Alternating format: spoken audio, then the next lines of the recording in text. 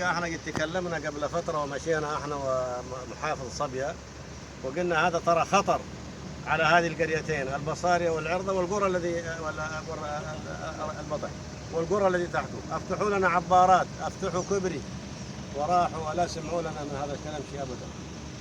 وقد قام صاحب القرية عيسى بمقدمة ذاك اليوم على الجريوي وقال اعترض على هذا، ولكن ما في جدوى.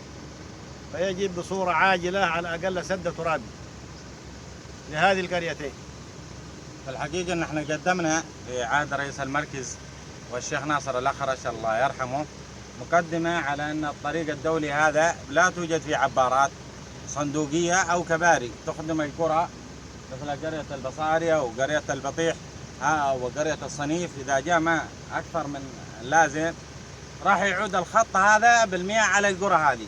واليوم حدث اللي كنا نتوقعه، حدث ان احنا تحاصرنا وما في حد نظر لنا ولا نظر لدعوتنا، تجاهلوا كل الامور اللي حصلت، علما انها قد شكلت لجنه من الدفاع المدني ووزاره الماليه على ان هذه القرى ينظر لها وتوضع لها عبارات صندوقيه وكباري، ووقف المشروع في وقته، ولكن تجاهلوا الامر هذا واستمروا في العمل، علما ان الطريق هذه اصبحت مضره علينا ما هي مصلحه.